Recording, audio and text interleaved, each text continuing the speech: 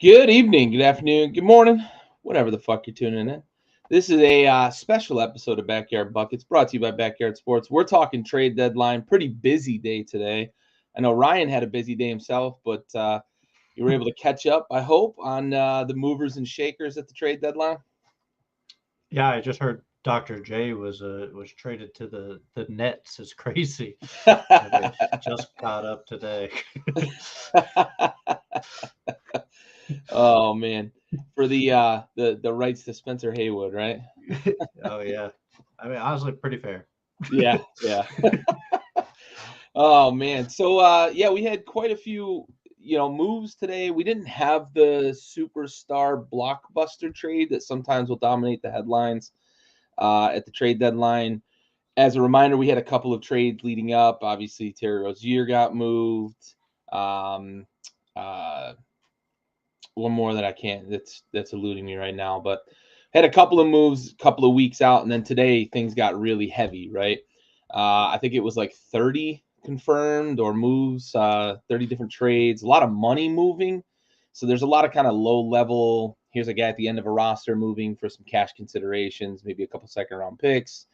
Teams looking to maybe move some cash around so that they've got flexibility in future years. But want to pass it your way, man. What's one big one you want to talk about here? In terms of moves at the deadline. I first want to address the small trades.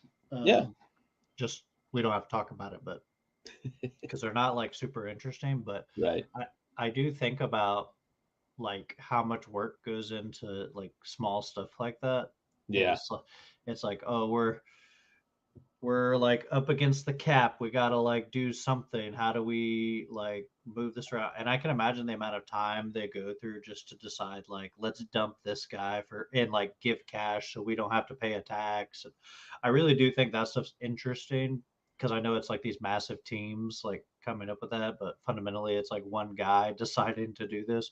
I've just always found those really weird and interesting. I know they don't like move the needle at all, but from like a business perspective, I do think some of those are interesting because people are like, why would you trade that guy? He's a contributor. And it's like, well, the owner said I can't pay 15 million extra dollars. So he had to go. I don't care how good he is, you know. I just think that's what's interesting. yeah, for sure.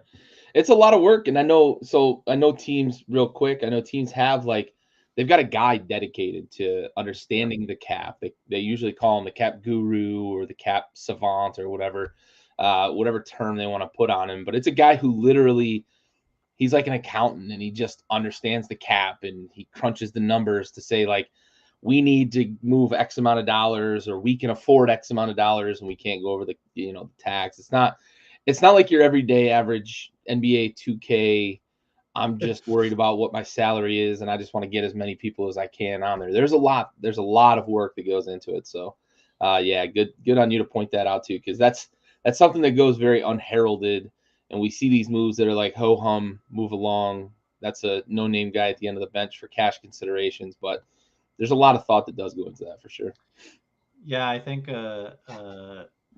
I can imagine the meetings with the owner, and it's like, you know, the GM, the coach, and the owner are like having a conversation, and they're, you know, like we need to do like this to get down to this, you know, level of salary or something, and then there's just like a guy with like an Excel in the corner, like, yeah, we could do that, and he's like, our 2028 numbers are looking good. He's got his old TI 83 out.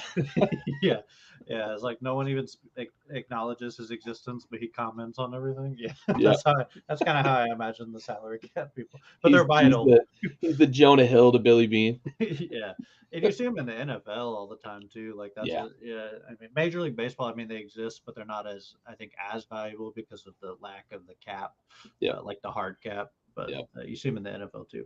All right, thing I think is interesting. Let's just kick it off because I think it's a simple one. The Buddy Hield trade, and I'll lump in the Doug McDermott trade in there too because it's kind of Yeah.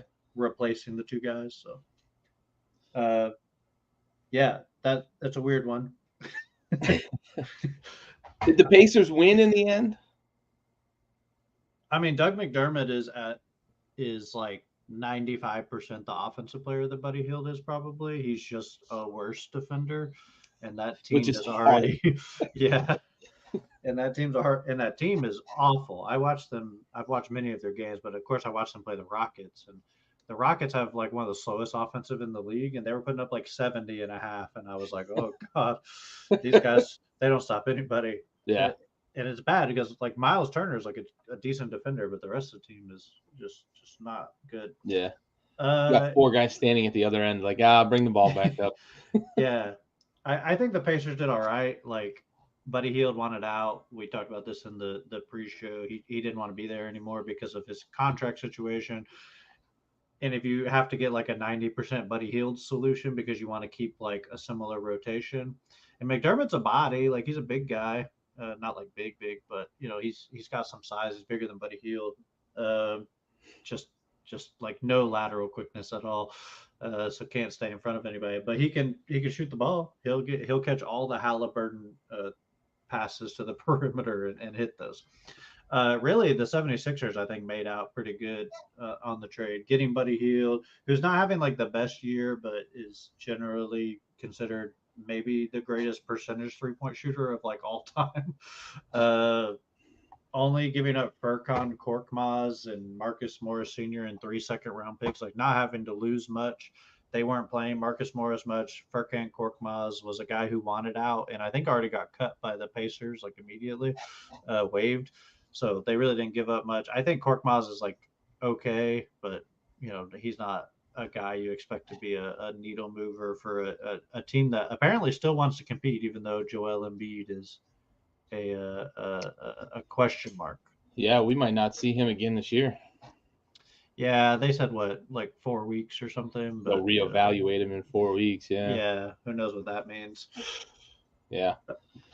Yeah, I'm curious to see how that works out too, because I think they were pretty hard up to get another shooter, even if Embiid was healthy, right? They need a little bit of perimeter shooting, and as you mentioned, right, Buddy Hield may end up being the greatest percentage-wise shooter, right? When it comes to him, he's very efficient when it comes to shooting. He's pretty good in terms of shot selection, which wasn't true of him at Oklahoma. He's kind of become that in the NBA, and I probably out of necessity, right? Because he's the offense never went through him in Sacramento. It's not going through him in Indiana. It's never gone through him in the NBA. So he's been a guy who can kind of get to his spot, be comfortable, and I think that's what Philly needs. Morris is an okay shooter at times, but wasn't really playing. You're not losing that with Korkmaz. And I think you add that with Buddy Hield, with a guy like Tyrese Maxey, and when Embiid comes back, as ball dominant as both of those two guys are, as much as you're going to see a lot of kind of pick and roll and ISO ball with those two, having a guy on the wing, having a guy, in the corner that can knock down that three when he gets the pass, I think it's a very valuable thing for Philly. And it's not often you kind of see this 3-way 2-trade thing kind of work out this way, but I think Indiana did fine because they were in a pinch. Buddy Hield wasn't happy, and he wasn't super vocal, like seeking out the media to say so, but he wasn't hiding it either, right? He was very unhappy in Indiana. And I think maybe a change of scenery, maybe playing on a team that if Embiid comes back in 4 weeks will be a winning ball club, may kind of move things for him in terms of his engagement and his ability to, stay hyper engaged in games and give them kind of what they were looking for. I know they want to get some size as well. Obviously, with Embiid being down, when he comes back, they'll be fine. But I know a shooter was really a priority for them at the deadline. One I kind of want to talk about, and I want to get your thoughts on, because we talked a slight bit about this in the chat between you, me, and Bentley, who can't be with us this week because he's enjoying the beautiful mountains of Vancouver, Canada, hitting the slopes. But Gordon Hayward moving to OKC from Charlotte, and just a little bit of background on it for those out there that may not know. Gordon Hayward hasn't played since the day after Christmas, right? He's missed 22 straight games with a calf injury. Now, how much of that was maybe Charlotte being very cautious with him, knowing that they were going to move him at the deadline? We may not know until he goes to Oklahoma City and starts playing right away. How much of that was Gordon Hayward saying, well, I don't know that I really want to be here in Charlotte, and kind of saying, I'll just stay injured and you guys trade me at the deadline, and then we'll figure it out from there. Because you don't always see this either, too, right? An injured player move from a team, from one team to another in any major sport. You don't see injured players get traded very often. I almost wonder if there's a little bit of kind of wink, wink, nudge, nudge going on with Hayward and the Hornets. But I'm also curious to get your thoughts on like how this will impact OKC, because Gordon Hayward is a guy who has a history of injury, but he's also a very well-liked guy in the NBA, well-liked guy in every locker room he's been in. From all reports that I've ever seen, I've never seen where Gordon Hayward was a guy that people disliked. So I'm curious how much OKC looked at this as an opportunity. They didn't give up a ton, and they get a guy in who's a vet. They have the youngest roster in the league, and they're overachieving this year. They're about a year, maybe 2 years ahead of kind of what we may have thought was their schedule. How valuable do you view this Gordon Hayward trade from Charlotte to OKC? I think Gordon Hayward is a really good fit in Oklahoma City. I think he fits the style of play they like to play. They want 5 guys on the court who can dribble, pass, shoot, and like that's what Gordon Hayward does well. He does those 3 things, the simplest basketball things. The other things he's not as good at, but he can do those 3 things from the wing. And if he's even just like remotely healthy, I think they'll be fine. And I expect that he's likely healthy because he's not. They wouldn't trade for him if they thought there was a concern with that, in my opinion. I think it was like hey, we're looking for a spot for you, and we're awful from Charlotte. There's no reason to come back. Yeah, and they've been talking about him for what, like 3-4 years, trading him. Like it's been he's been in the airwaves for a few years. It was bound to happen, and they probably just were like, "This is the year we're going to do it, so we're going to sit him because you don't want to lose the asset there." I think he's a great fit. I actually bring up the other side of the trade too. I really like what Charlotte got back, specifically Tre Mann. I really like Tre Mann coming out of Florida in the draft. He's little. He's like 6'3", I think. Kind of a scoring guard, but can light it up. I see him as like a 6-man kind of player at some point. The problem is Charlotte has a bunch of like scoring guards, and I don't mean that like a still, and they already traded another one away. Yeah, they have Nick Smith. They got they've drafted a bunch, but I do think if Tre Mann can get some time, I think they'll actually like not hate the trade. Bertans and I don't want to butcher his name, but Vasily Misic, I never know how to say his name.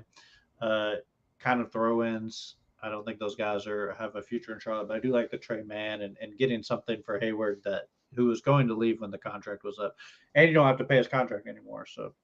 And Hayward was not cheap because of what the deal he signed. So I actually like this for both sides. I think it's a good fit. It gives Tre Mann an opportunity. Gordon Hayward will be. Got you, Dad. Thanks for joining. And it's one of the few trades where I feel like it's like they're all equal to some extent. Like no, I don't think anyone got fleeced today, but this one is pretty parallel for both teams. Yeah, I was a little bit sour on this one at first because Hayward's injury history, and he's been out since December. But then I got thinking more about it. Obviously, OKC knows something more than, just he's out with a calf injury, right? They wouldn't be making the trade. They're very savvy, very smart when they're, making these moves. On Charlotte's side, I hope Tre Mann becomes a player for them, right? A 6-man, 7th man, something, first or second off the bench. I feel like OKC, he was so expendable in OKC that it felt like it was just like, yeah, here's a couple of assets that aren't going to play for us, right?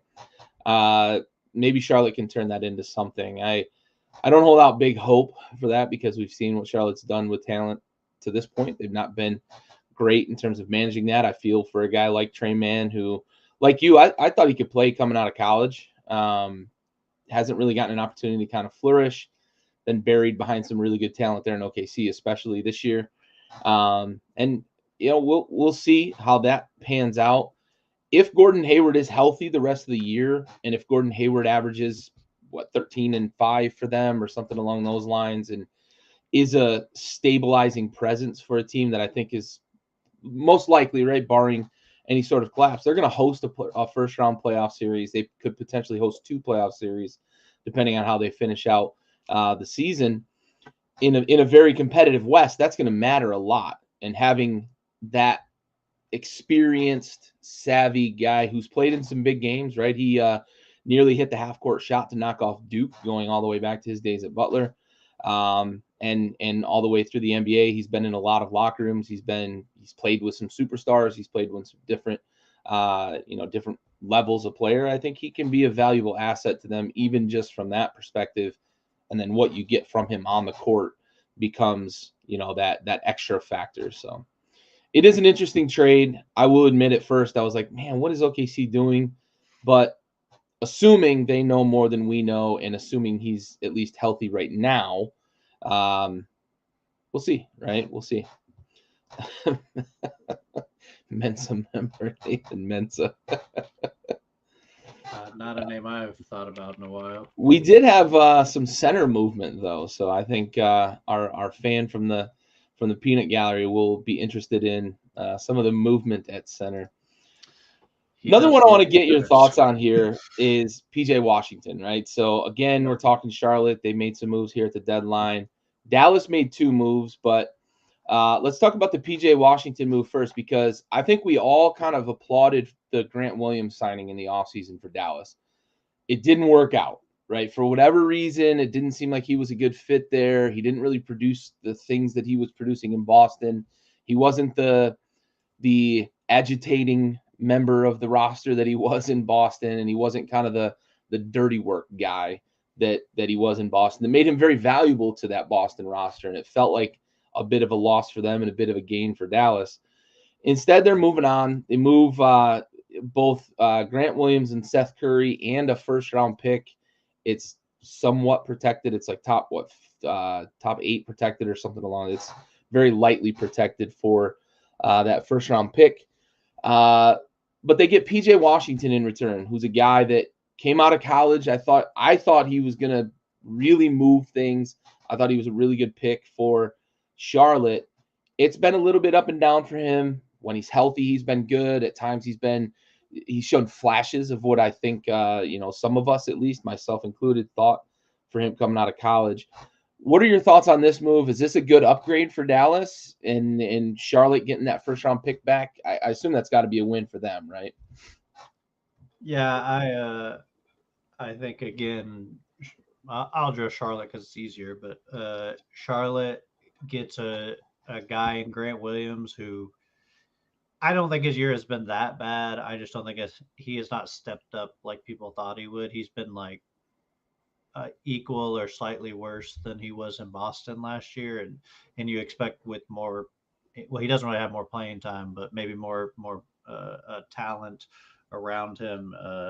He would at least improve a little bit, but hasn't done that. Seth Curry's kind of a throw in for probably salary purposes. But yeah, getting a first round pick for PJ, that's good. I'll give him some credit there. Like there weren't a lot of first round picks available today. No. So the fact that they got one at all is good. And then the Dallas side, I really like PJ Washington. I think when we were in the free agency show, like in the beginning of the season, I was like, why is Charlotte not signing PJ Washington? It was really weird to me. It's like we didn't even know if Miles Bridges was going to be like able to play. It's like if he ain't playing, you really need him. And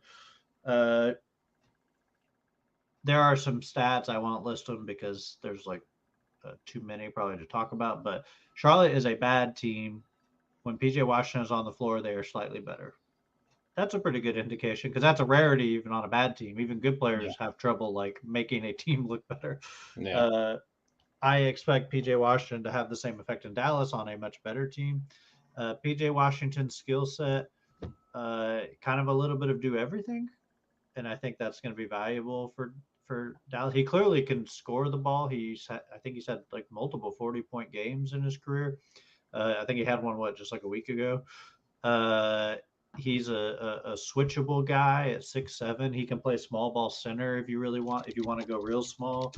And I think on a team that doesn't need him to score as much as like Charlotte would, he's able to focus on those things and still shoot the ball, score when necessary, but not really have to go too crazy. So I think the defensive part is a big part because you need that around Luka and Kyrie, who are average defenders at best, I would say. And I think that's really where they're going to benefit from him.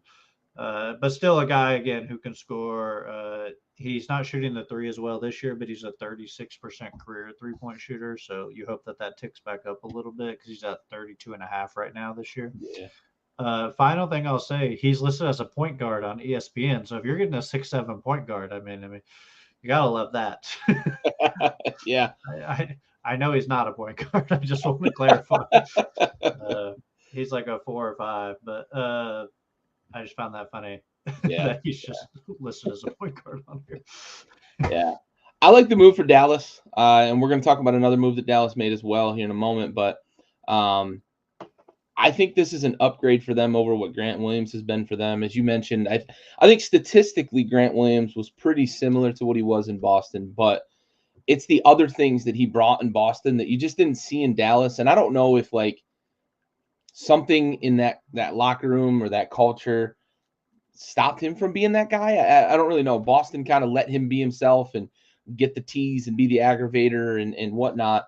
He wasn't that in Dallas, and I think that's part of what makes him valuable to a team, right? It's sort of like the Draymond effect with he doesn't go quite as far as Draymond tends to go at times, right?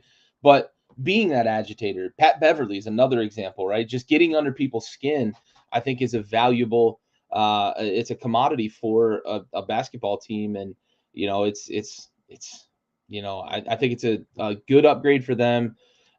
I wonder if PJ's been pressing in terms of his shooting because the last 2 seasons, his percentages have gone down. Actually, last 3 consecutively by about 2 points per season. He's gone down in terms of his 3-point shooting. I think if he's in an offense, we might see, you know, with you mentioned Kyrie and Luka and their ability to both play make and facilitate, maybe we see him get better looks and maybe we see that percentage tick back up around 36, 38%. Shot his career high at 38%. His career average had been about 36 coming into the year. So maybe we'll see that kind of tick back up. Yeah, a little bit of a side real quick. Trade from earlier in the season, which happened quite a bit before the trade deadline. But my dad and I watched the Clippers game the other night. I think it was Wednesday night, Tuesday night when they played, and they're hot, right? We've talked a bit about that since they've kind of gotten things ironed out, and we were talking a little bit about James Harden kind of seems to fit into that scheme. We weren't sure when the trade was made how it was going to work with a bunch of guys that could play isolation type basketball, but they've been able to figure it out. Ty Lue's done a really good job over there managing that roster, managing those personalities, but also creating an offense that seems to accentuate everybody's abilities. I know you've been following it because Harden's one of your favorite players. What do you think of the turnaround there in LA? It doesn't really surprise me. You have, 4 future Hall of Famers on the team, like still not in their prime, but at the end of their prime, I guess you could say. Which is really usually when they assemble with each other is at the end of their prime and they're trying to win championships. Unless you're like Karl Malone and Gary Payton, then you join the Lakers when you don't have much left. Surprised me. James Harden was always one of the best passers in the league, one of the best playmakers. I think that was an underlooked part of his game because when he was with the Rockets, he could score at will basically and put up insane scoring numbers. Was always an elite passer, passing to guys who probably were just fading assist after assist. Like his potential assist numbers, I believe, were really wild. Like just a lot of them didn't turn into assists. But yeah, I mean, he was bad shooters. Yeah, he was like a 28 and 10 guy for like 5 years. I mean, that's just. I know he doesn't have that first step anymore, but on a team with those guys, he doesn't need it. Yeah, he can put a guy on his hip, which he's got big hips. He can put a guy on his hip, and then his outlet is Kawhi or Paul George, who are pretty good. And then like even Russ when he's on the court together, I think if any superstar was going to be taken over there, it was like Chris Paul, like a James Harden, someone like that makes a lot of sense over there because they can facilitate so much. Him dropping his scoring to 17 is big. He can still shoot the three, still can rebound a little bit. I mean, it's just a super valuable guy. It doesn't have to do too much. So that I think that's the huge benefit, right? Doesn't need to Yep. do too much. Yep, for sure. Keep him fresher too, right? We've seen him kind of fade during these longer playoff runs, and keep Yep. him fresh, and especially with older legs. I think Russ embracing the first off the bench role too has been huge for that team. Yep. He's so good in that second unit. It seems, especially when they play that kind of mixed match, like you mentioned, right? Harden and Westbrook on the floor at the same time, or Westbrook and PG, or Westbrook and Kawhi. When they can mix a match like that and keep two big time players on the floor at any given time, I think that's a pretty good luxury for a coach to have. It's definitely worked out a lot better than, especially when it first started, but also worked out a lot better than I anticipated it working, because I wasn't sure how the personalities would mesh and how they would find their niche, but they certainly have found each of their respective niche, and they're playing, they're first in the West right now, so they're obviously playing pretty damn good ball. They look good. Yeah, for sure. Let's see. So we just talked about the PJ Washington trade to the Mavericks. So let's get to the other move that the Mavericks made today, and it is alluding. Oh, Gafford, Daniel Gafford to the Mavericks, which hits home a little bit because he's kind of been one of the few, maybe brighter spots for the Wizards this year. A guy who is pretty impressive on the defensive end of the floor, puts up pretty good rebound numbers, can obviously throw down a lob here and there. I'm curious your thoughts on this, because Derek Lively's coming back soon, or at least he's expected to return soon. So it's likely going to relegate, the landlord. It's likely going to relegate Daniel Gafford to a kind of second center, or if they do go to a bigger lineup, maybe he plays the 5 and Lively's at the 4, something along those lines. But he's going to be in a rotation when Lively comes back. Curious your thoughts. How do you like this move in terms of adding like a depth piece at the 5/4 spot for the Mavericks? Yeah, I think it's a good move for the Mavericks. Gafford was a guy that a lot of people thought was available. He had been in conversations, or there had been conversations with him going to multiple teams. I think the Mavericks makes a lot of sense. I think now you can, if you want to, play 48 minutes of a Derek Lively Gafford combination, and they're similar players, right? Yeah. I think Lively is currently better. Gafford is a poor man's version of Derek Lively. But being able to keep a rim protector in when you need, someone who can deter people going to the rim, someone who can finish on the other side at the rim, with guys like Kyrie and Luka, who they stagger a lot of the time. So they're going to be able to play with some of the second team guys. I don't see anything wrong with it. I don't think they gave up too much for him. It was Rashawn Holmes, who was their backup center, but something happened with Rashawn Holmes over the last couple of years. He just like forgot how to play basketball. I don't know what happened to him. He was pretty good for like 2 years, and then kind of fell apart. And I think that's what the Mavericks were hoping for, was that version of him, but they didn't get it. And Daniel Gafford, especially as a backup and a guy who's kind of an energy guy in a lot of ways. Like, even I always liked him when he was coming off the bench for the Wizards.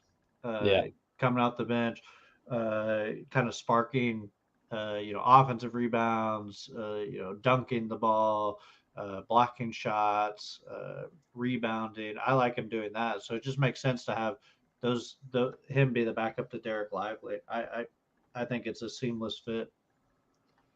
Yeah, I think so too. I think it's a good rotation. I think it's a good depth piece. And I think it's kind of an insurance policy too. We've seen Lively miss time twice this year. This one's a bit of an extended miss of time, but if he's not going to stay healthy, right, we have a bit of an insurance policy if we're the Dallas Mavericks for that circumstance with Daniel Gafford, because as you mentioned, they're very similar. I would take Lively over Gafford as well. I think from from a talent perspective, from a trajectory perspective, especially, I think you take Lively. But Daniel Gafford, you're not losing a lot, right, when you bring him in the rotation for a Derek Lively, or if Lively continues to miss time, I think you've got a guy you can plug in there as well for sure. Let's see. Oh, now my whole thing, my notes got messed up. What's that? The Knicks. That's the last big trade, probably. Yeah. Let's talk Knicks, man. They've been really busy, really busy Yeah. at the deadline. They must feel really good, right? Obviously, they feel really good about where they are. They've moved up to 4th now in the East, with the scuffling of the Sixers and the Pacers kind of falling back to earth a little bit in terms of their win-loss record. The Knicks are now in position to host a first-round playoff series, and they've made quite a few moves. We talked about the OG Anunoby trade. That was the other one, right? The Rozier and the Anunoby trade. Those kind of both broke a couple of weeks before the deadline. I'll tell you, Precious Achiuwa was kind of a throw-in in that trade. He's been really, really good for the Knicks. So they're obviously feeling really good. They gonna make another move today. And let's see, I gotta refresh my notes here, but who was it that they got? Bojan Bogdanovic, Yes. and Alec Burks from the Yes. Pistons, and they gave away Evan Fournier, Malachi Flynn, Quentin Grimes, and the GOAT Ryan Arcidiacono, and 2 second-round picks as well. The record holder Ryan Arcidiacono, 20 straight games with 0 points. Yeah, crazy. I think he's made something like $12 million in his career, so I'm not going to begrudge him. Nope, not at all. And a great locker room guy.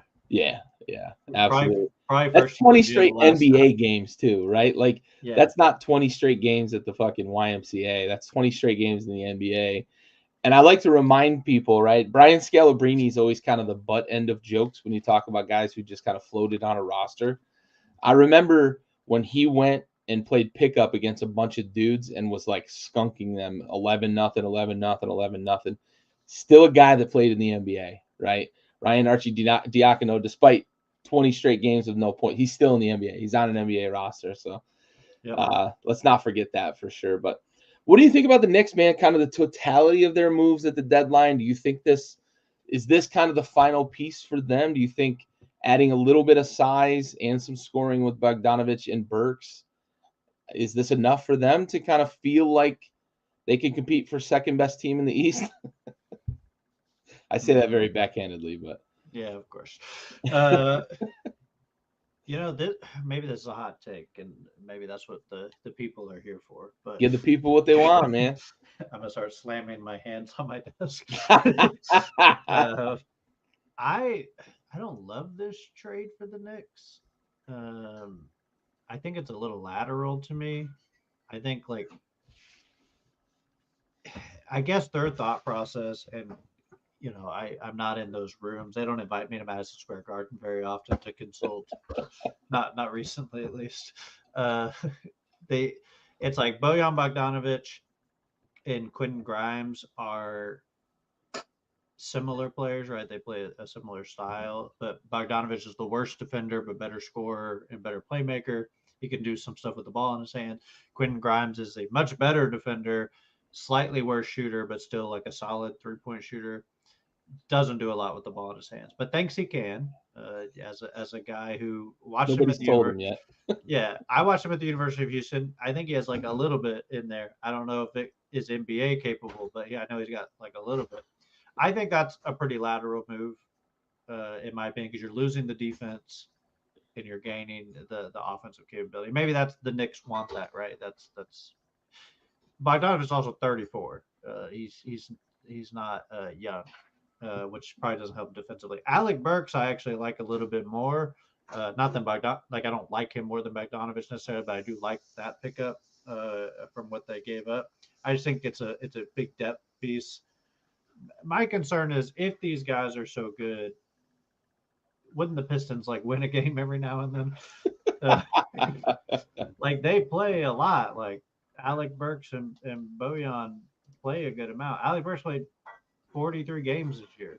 Yeah. And I'm saying this, I like both these guys, but in the back of my mind, I'm like, how good could they possibly be at this point in their careers?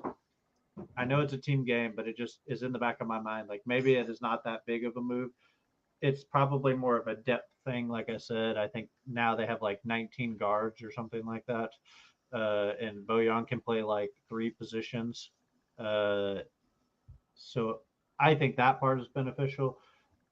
I just don't love what they gave up. I thought Evan Fournier was solid. Like I don't know why he just like disappeared from the rotation, and you gave him up. He's like he's probably like in the ballpark to Alec Burks. You know, like maybe you already had Alec Burks at home. You know, Like Malachi. Thank you. Malachi Flynn's like fine. I always thought he would be like decent. He hasn't really turned out to be much, but like I think he's a serviceable NBA player. So I just feel like this is a very lateral move. Like maybe it's a 10% increase, and maybe they feel like that's what they needed to do to be a better contender for the championship. And that is true. You need to take risk a lot of the time. I just think this is such a small needle mover to lose 2 second-round picks plus Quentin Grimes. Don't love it for the Pistons though. Yeah, yeah. I think they got like 100 players now, but they got to like cut some guys. I don't know if Arcidiacono is going to be there for very long, but who knows who they'll cut. But I love Quentin Grimes over there as a shooter and defensive player. It's like a Sarah Thompson, but he can shoot. Yeah. You know, not as athletically gifted as a Sar, but that type of stuff. That stuff they need. And he's young. I think he's like 24, 25, somewhere in that ballpark. He fits with that roster. I hated how the Pistons were like, we gotta accelerate our timeline because we've been bad for too long. And it's like you weren't good enough to accelerate your timeline. You didn't pick up anything that accelerated it. It's like you picked up role players as if you have the stars already there to like fit the role players. And when you make moves on the fringe, it's usually because you think you're almost complete. That's what the Pistons were doing, but the Pistons were not complete. They were still like average age of 21. It's like they needed like a year or two more probably before a player like Bogdanovich makes sense there to me. Yeah. So I think Quentin Grimes makes more sense with the timeline that they're currently in because they're not good, and Quentin Grimes can help grow with them and get more opportunity to see what they have in them. So, and you've got a dozen years before he's as old as Bogdanovich. yeah. Grimes is 23 right now. Yeah. I just looked at it. I mean, I don't know why Quentin Grimes fell out of favor in New York because I thought he would be good there. Like again, I think Bogdanovich and Grimes aren't that far apart. Bogdanovich is a better shooter, but like they're really not that far apart in the grand scheme of things. Yeah, Tibbs is a weird dude too. You never know what's going through Tibbs' head and why he runs his rotations the way he does. Yeah, I think he bases it on who is closest to Social Security gets to play. Maybe. That might be it. Maybe that's why they wanted Bojan. He's like, I'm pulling Social Security. I want people who are also pulling Social Security. Maybe. Oh shit. Yeah, I don't disagree with you that it felt a little bit like a lateral move. I like Alec Burks for them. I think that he kind of fits what they very much voiced that they were looking for more scoring, which may be an indication of how they feel about Tibbs in terms of being able to scheme up the defense and, play on that side of the ball. Maybe they didn't necessarily mind losing the defensive prowess of a guy like Quentin Grimes. They've been playing good basketball lately. And in the Pistons' favor, maybe they are trying to make a stretch run. They've won more games in their last 10 than they won in their first 30. Good for them. Look out Eastern Conference, right? Look out Eastern. Jalen Duren looks good if he can ever like play a little bit of defense. He'll be good because offensively he looks really good. Yeah, I thought number one odds was pretty shot for the Wizards when they won a few games out the gate, but they've been really bad, and Detroit's been really hot over their last 10, winning 3 out of them. Yeah. When you're 3-7 in your last 10, and that's hot, that's a bad thing. I mean, honestly, do you want the first pick? Like, I'm fine with like the third pick. It's like, Yeah. hey, get rid of the guys I don't like. I don't want to make the wrong choice, so you potentially make the wrong choice. And then if I make the wrong choice, it's like, well, he was the only guy left. Yep. You know that Yep. like with this draft, I there's going to be like five guys who are good, and the rest are going to be like barely NBA players. I feel like Ain't no Vicks in this draft. That's for damn sure. no, Yeah, yeah, this is one of those ones. And then, of course, whoever wins the lottery this year is going to win the lottery between the two kind of generational lotteries, right? Like Vic this year, you're looking at Cooper Flag most likely being the consensus number one pick next year.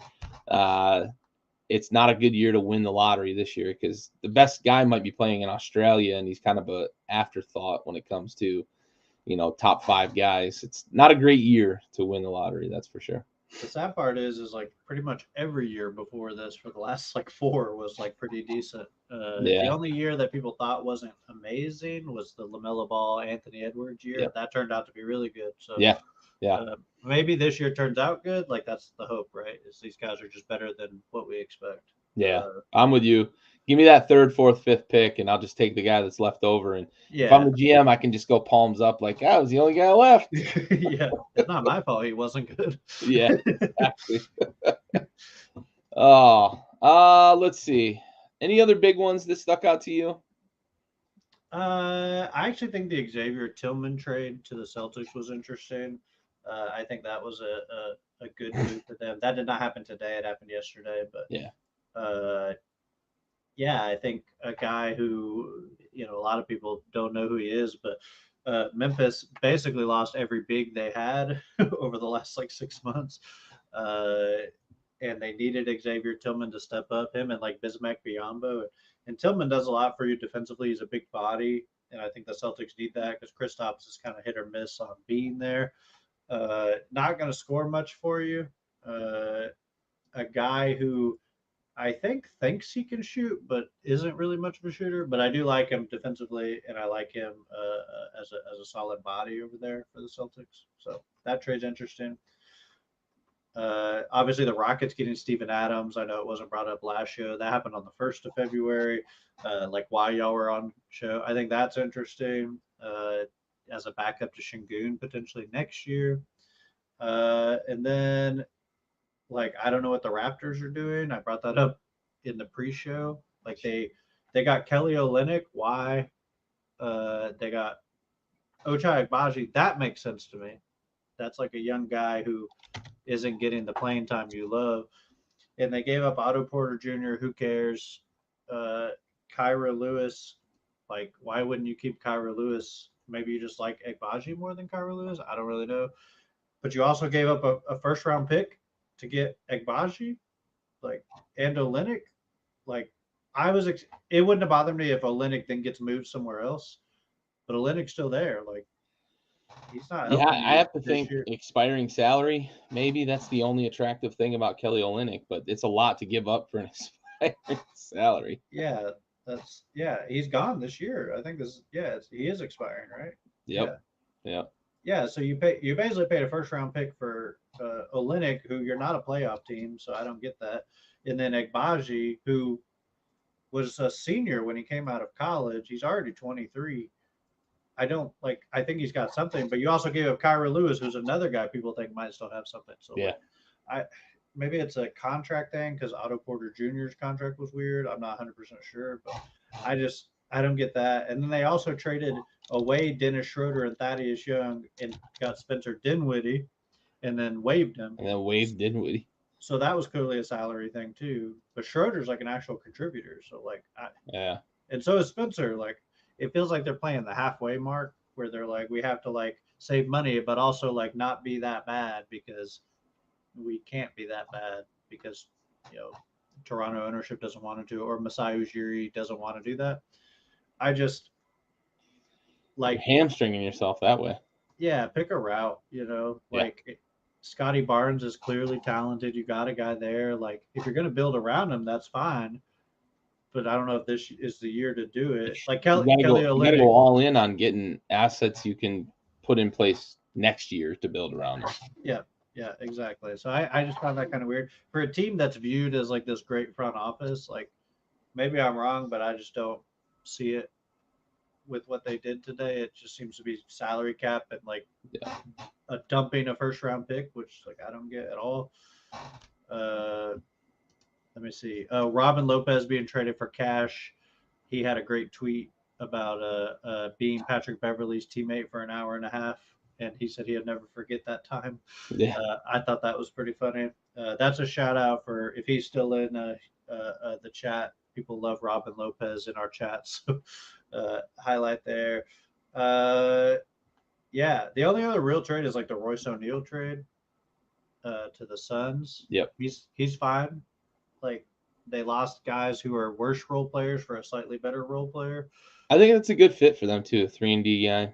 Yeah, so David Roddy too. Like David Roddy's a Yeah. short guy, but a big. I mean, he's like 6'6". He's not short, but he a short power forward. He's Who short can, by NBA standards. yeah, he can like do a little bit of everything, but nothing great. Like not a great shooter, not a great but like does a little bit of all of those things.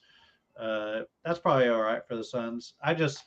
They're losing Watanabe, Metu, Goodwin, and Bates Diop just to gain really Royce O'Neal primarily. Like I feel like that's a lot to lose in my Yeah. opinion.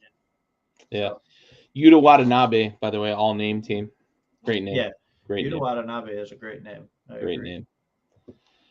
So I want to get your thoughts, and actually one other move that I want to point out. I know you love this guy, so it's probably moved the needle for you. Going to the Blazers from the Celtics, Delano Banton Yeah, for yeah, love it. second round pick. That was a needle moving trade. Yeah, Delano is a hidden gem. A lot of people don't realize.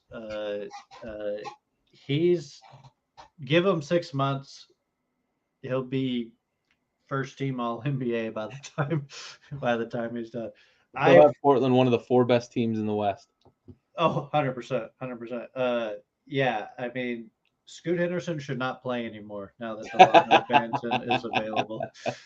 Uh, it is really annoying because I know you are making fun of me, but I do like Delano Banton, and I have for like 3 years. And every year, I'm like, basically since he came into the league in 2021, I'm like, he's going to be Someone just something. give him a fucking chance. And people have, which so like I can't really complain that much. But let me look. He had his first season he played 64 games. He was a second round pick. He played 64 games, right? It's like wasn't amazing, but he played, and he's a 6'8" guard, like guard slash wing. I'm like, if he ever figures out any skill, Yeah. he'll be like pretty good. But God, he cannot shoot to save his life. Not really that great of a passer. Eh, just he's got the Isaac Bonga kind of. I think it's Isak is how they pronounce it. Isak, Isak Bonga. I think he's in that vein where it's like, God, man, just one skill and like we'll play you, and it's like, sorry, just one, just one. Give me one. It just shows that like some skills like can't be learned. Like Yeah. you just some people, no matter how hard they try, like will never, figure it out. I think he'd be great overseas though. Yeah, maybe. One last name I want to shout out. The unfortunate circumstances that have surrounded Victor Oladipo since he's come into the league. Yeah. He gets waived today by Memphis. They just traded for him on February 1st. He's still recovering from knee injury.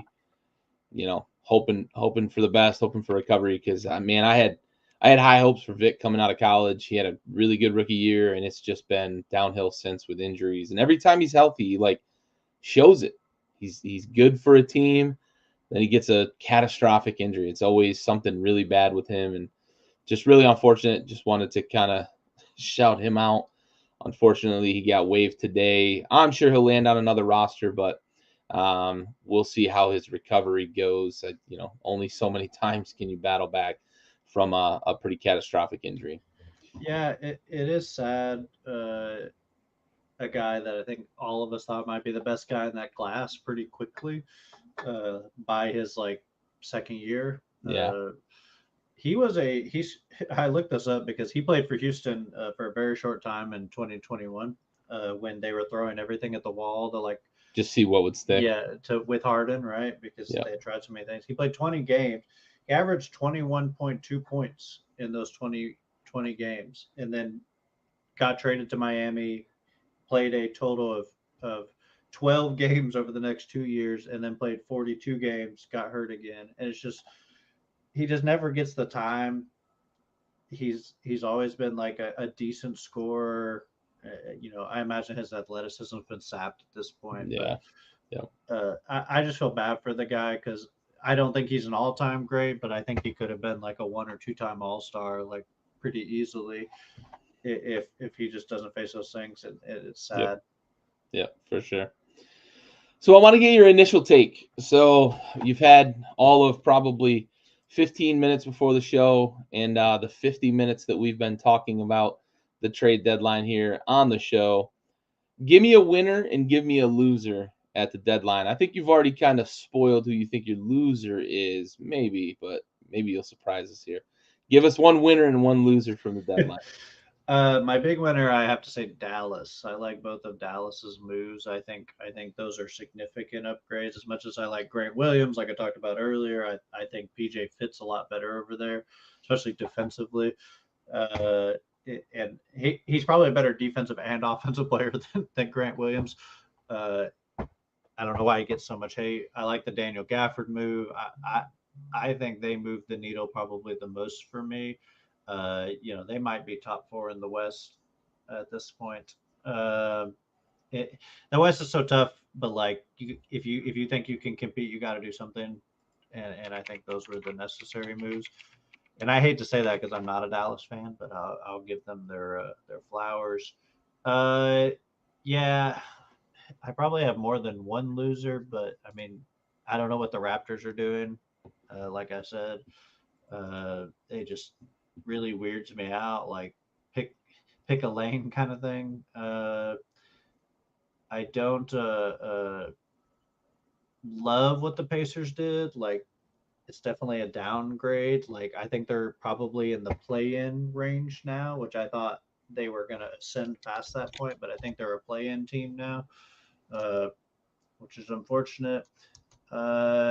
And I will say, like the Wizards giving up Gafford, don't get why they hang on to Tyus Jones. I'm not gonna call him a loser. I Man, don't I thought understand for that. sure Tyus Jones was going to be dealt for some draft capital. Yeah, I like probably just didn't get the first round pick they wanted, but take some Yeah, seconds, like take something, right? Like yeah, those seconds clearly have value later on. yeah, I mean, people clearly will trade guys for like 2 second round picks pretty easily. So why not compile? Oklahoma City has got to be my other big winner. They gave up none of their 19,000 picks that I've seen so far. They'll probably, I think, once the trade gets updated, there will probably be like some pick a involved, couple, probably. yeah, for the But salary balance and whatnot. yeah, I assume they'll give up a first round pick, but maybe I don't know. Maybe it's a bunch of seconds. I haven't seen the full amount yet, but yeah, I mean, getting again in the West, got to make moves. It's an arms race over there. In the East, you can kind of chill and probably make the playoffs pretty easily. Uh, the West is an arms race, and if you're going to be in the arms race, you got to start building the bombs. And I think both those teams did that. Yeah, yeah, I agree on winner with the Mavericks. I think that they made two really good moves in my opinion. I think adding depth, but also being an insurance policy for what we've seen is kind of a injury prone season for Derek Lively so far. If he stays healthy the rest of the year and that's your rotation, as you put it, 48 minutes of one of those two on the floor, I think that's a solid rotation at the five spot. And then if you do want to go a little bit small in the backcourt and put both of them on the floor in the front court, I think you can do that as well. I think they both serve the purpose of help defense, rim protection, and give you solid rebounding. They're both very capable, off the glass. So you can make up for some of that lack of defense if you go smaller in the backcourt or if you go three guards potentially, right? and you put those two on the floor, I think that helps. I think it gives them a lot of versatility with their rotation, having both of those guys healthy once Derek Lively comes back. My loser, it's the Nets. I know that they're kind of like floating. Are they going to try to chase play in? Are they not? I didn't think they did much to really move the needle necessarily, but I think giving up Royce O'Neal, that's a big piece. Maybe they just felt like they weren't going to be able to do anything having him on the roster, and they had the opportunity to get some capital back from the Suns. It's not going to be great capital, but I don't know. I thought that's a pretty good roster, but then they moved Dinwiddie and they lost Royce O'Neal. Maybe they can sign Dinwiddie back if he clears waivers. I don't foresee him clearing waivers, though. I think he's going to get claimed. I think a point guard with size is something that a handful of teams can use, whether he's a second, point guard for a team, or maybe he can get you some starters minutes at times. I don't know what the Nets were doing necessarily. I feel like, much like we talked about with the Raptors before the show, I feel like the Nets waited too long or something. Like they're not good at tanking, I guess. Maybe that's what it is. But it's also not a great year to have just said we're going all in on tanking.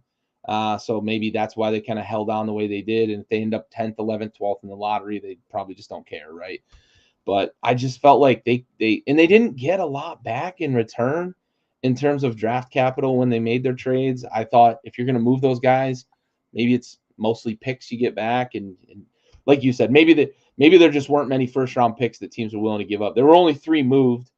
The Wizards got 2 of them, which is good. I like that for them, but I don't know. I didn't love what the Nets were doing, and we'll see as they go forward. Maybe they've got something lined up for the offseason, and that's why they were trying to move some salaries around. I really don't know there, but it feels like they're going to scuffle and just be like the 10th or 11th or 12th best team in the East all year. So, but anyway, appreciate you, bud. You got any closing thoughts for us on our way out? One loser I forgot to mention. Yeah. They did not make a move, which is why I'm going to call them a loser. I thought the Magic needed to do something about their backcourt. Oh, yeah. Consolidating that. Right now, their backcourt is Markelle Fultz, Jalen Suggs, Cole Anthony, Joe Ingles, Gary Harris, Caleb Houston, Anthony Black. You can make an argument that almost all those guys should be getting minutes. Yeah. There's no way they can.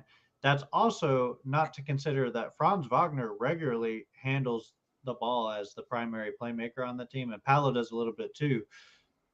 There's just too much. Yeah. They should have consolidated there.